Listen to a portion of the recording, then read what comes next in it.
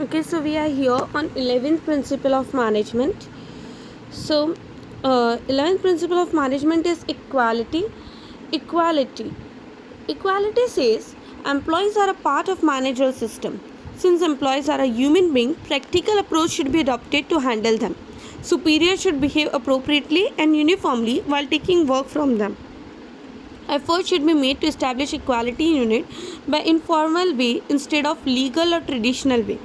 Behavior of employee is based on faithfulness, attitude, uniformity and justice. इसका सबसे simple example मैं दूँ कि हमारे पास बहुत सारे फैक्टर्स ऑफ प्रोडक्शन होते हैं। वो एक सारे फैक्टर्स ऑफ प्रोडक्शन में से लेबर जो होता है वो एक ऐसा फैक्टर ऑफ प्रोडक्शन है जो लिविंग होता है, जो जिंदा होता है। तो यही एक ह्यूमन फैक्टर यही है, ठीक है। तो यहाँ पे आप ह्यूमंस को ह्यूमंस की तरह ट्रीट करो और आप उनमें अगर आप चाहते हो कि लॉयल रहे एम्प्लॉय खुश रहे, तो उसके लिए बहुत ज़रूरी है कि आप उनको प्रैक्टिकल वे से अप्रोच करो। आप उन्हें जितना ज़्यादा हो सके उतने इनफॉर्मल रिलेशन क्रिएट करने की कोशिश करो। इनफॉर्मल एक जो ट्रेडिशनल है कि भाई बॉस और एम्प्लॉय वाला जो रिलेशनशिप है वो भूल कर एक दोस्त बनो उनके, ताकि अगर आप उनके दोस्त बनकर काम करोगे तो हो सकता है कि वो और बेहतर तरीके से काम करे। समझ में आया? तो जैसे फॉर एग्जांपल सपोज करें कि अगर एम्प्लॉय को कभी हमारा कोई एम्प्लॉय है जिसको उसकी बेटी के पैसों के लिए ज़रूरत है, तो आप उससे हेल्प कर दो।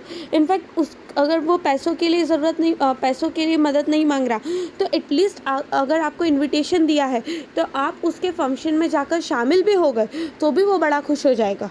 समझ में आया? तो उसकी वजह से उसको एक बिलोंगिंगनेस फील होगी और वो खुश रहेगा।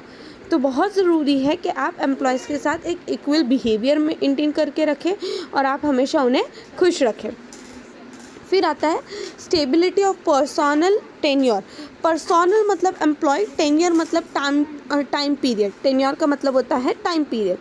सो अगर ऐसा हो रहा है कि बार बार एम्प्लॉय आपकी जॉब छोड़ के जा रहा है, बार बार आपके बहुत सारे एम्प्लॉयज़ ऐसे हैं जो जॉब छोड़ रहे हैं, ये ऐसा समझो कि बहुत आपके number of employees of living the job, attrition period means people living the job, वो ज़्यादा है, ठीक है। तो आपको देखना पड़ेगा कि कौन सा रीज़न है जिसकी वजह से लोग आपका काम छोड़ के जा रहे हैं। समझ में आया? Permanent and stable employees are asset of any business unit. अगर परमानेंट और स्टेबल एम्प्लॉयज़ है तो वो एक बिजनेस यूनिट के लिए असेट की तरह काम करते हैं। वाई? ऐसा क्यों वो आपके असेट की तरह काम करते हैं? क्योंकि जब एक एम्प्लॉय आता है तो एम्प्लॉय को रिक्रूट करने के पीछे बहुत खर्चा होता है। आप बहुत खर्चा करते हो उसको रिक्रूट करने के लिए। एक बार रिक्रूट हो जाता है तो आप उसको पूरा टाइम पीरियड 2-3 महीने का ट्रेनिंग पीरियड देते हैं, जब वो काम सीखता है, वो थोड़ा कल्चर के साथ यूज्ड टू हो जाता है, उसको सब कुछ आइडिया आ जाता है कि किस तरीके से काम करना है और ये सब कुछ, ठीक है।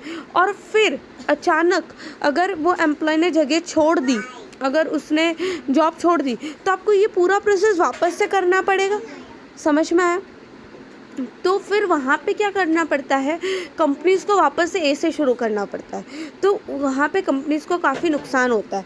पर अगर बहुत लंबे समय तक उनके एम्प्लॉयज़ उनके साथ ही काम कर रहे हैं तो उनकी एफिशिएंसी बहुत इंक्रीज़ हो जाती है, वर्क एफिशिएंसी बहुत इंक्रीज़ होती है।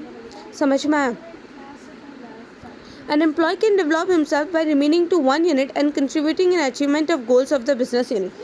As the employee remains for a long time in any unit, his knowledge of a system results into more productivity and also decrease labor turnover rate.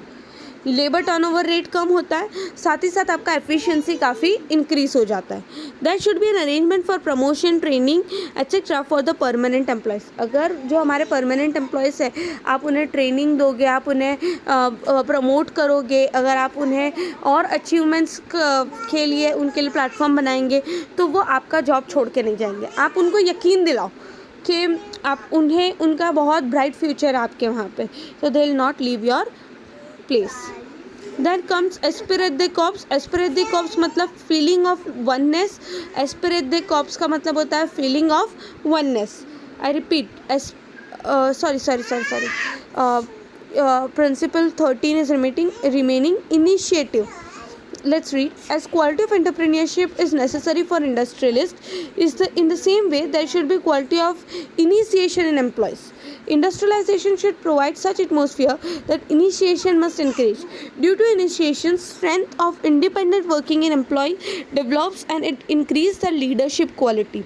Initiation, पहल करनी.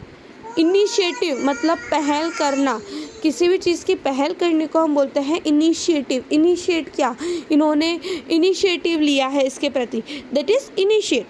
ठीक है, इसका एक सिंपल एग्जांपल ले लेती हूँ मैं. पहले हम बिल्कुल लो लेवल से जाते हैं, मतलब घर का बेसिक आसपास का एग्जांपल लेते हैं. तो जैसे घर पे होते हैं हम लोग, तो जब घर पे कभी समझो कि सोफ़े के कवर ख़राब हो गए, या स्टैंड पे कुछ बर्तन पड़े हुए हैं, या तो फिर झाड़ू लगनी बाकी है, या तो कुछ कपड़े मम्मी ने ऊपर से लाकर रख दिए हैं जिसे फ़ोल्ड करना बाकी है, इस तरीके से कुछ काम है. और अगर हमने वो काम नहीं किया तो मम्मी क्या बोलते हैं, तुम्हें खुद ऐसा महसूस नहीं होता कि हम ये काम करें?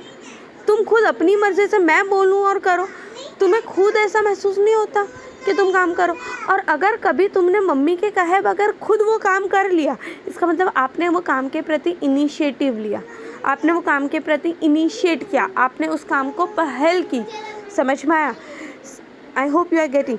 इस तरीके से किसी भी ऑर्गेनाइजेशन में अगर ऐसे एम्प्लॉयज़ है जो अपनी मर्ज़ी से इनिशिएटिव्स लेते हैं, अपनी मर्ज़ी से ऑर्गेनाइजेशन के डेवलपमेंट के लिए काम करते हैं, अपनी मर्ज़ी से they are putting their efforts in the development and betterment of the organisation, इस केस के अंदर एम्प्लॉय इंडिपेंडेंट होगा.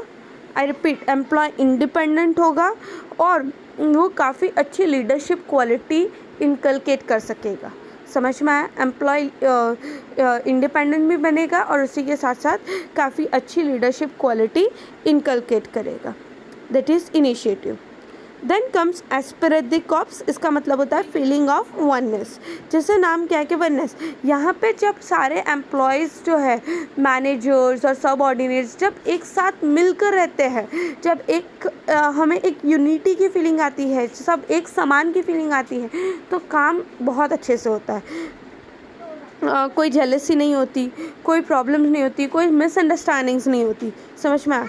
Success of an industrial unit lies in mutual relation of manager and employees. Hence there should be harmony in both classes. Managers और employees दोनों के बीच में harmony होना बहुत ज़रूरी है. Managers should generate group feelings among employees. If all employees will work together, then achievement of goal become easy. अगर सारे employees मिलकर काम करेंगे तो goal achievement बहुत आसान हो जाएगा. Henry Fayol said above list is not last list of management principle. ये जितने भी 14 principles थे वो कोई last list नहीं है. ठीक है, managers can add new principle based on their experience, research और knowledge. Upcoming managers जो है, जैसे हम हैं, हम चाहे तो हमारे एक्सपीरियंस, हमारे रिसर्च के मुताबिक इसमें और ऐड कर सकते हैं. This principle can be implemented in all kind of activities like business, economic, political and social. I hope it is very much clear to you all. मैं एक बार बता देती हूँ. हमने शुरुआत की इक्वालिटी भी यही कहता है कि हम एक यूनिफॉर्म बिहेवियर मेंटेन करके रखें, हम हमेशा हमारे एम्प्लॉयज़ के साथ अच्छा व्यवहार करें.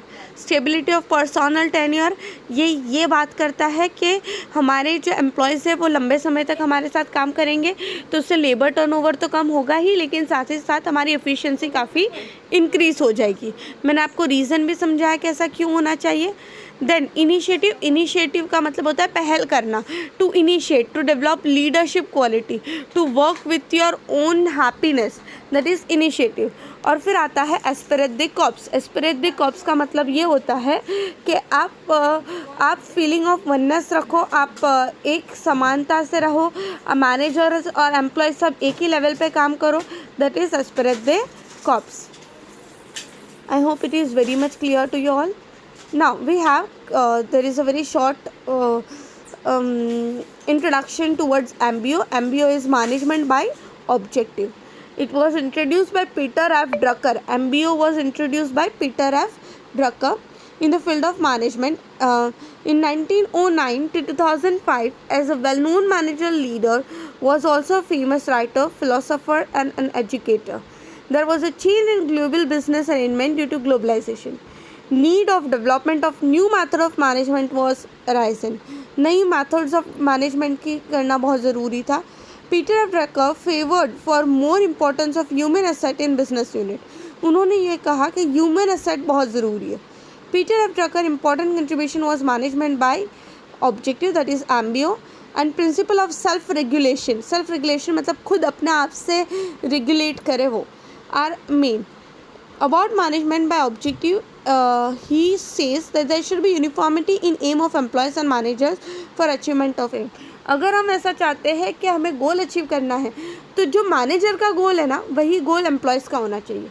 जब मैनेजर्स और एम्प्लॉयज़ के गोल मैच करते हैं, जब मैनेजर्स और एम्प्लॉयज़ मिलकर काम करते हैं, जब वो लोग के गोल्स के कोऑर्डिनेशन चलता है, तो यहाँ पे हमें सक्सेस रेशियो जो है वो काफ़ी बढ़ जाता है.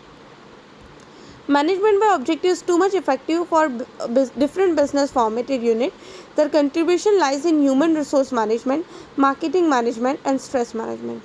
Hence, Peter F. Drucker is called father of modern management. Peter F Drucker ने बहुत सारी चीज़ों के बारे में बात की. MBO भी उन्होंने ही इंट्रोड्यूस किया. उन्होंने ह्यूमन एसेट को काफ़ी इंपॉर्टेंस दिया है. स्ट्रेस मैनेजमेंट और ह्यूमन रिसोर्स में काफ़ी इंपॉर्टेंट कंट्रीब्यूशन है उनका. So Peter F. Drucker is considered as father of modern management. He is considered father of modern management.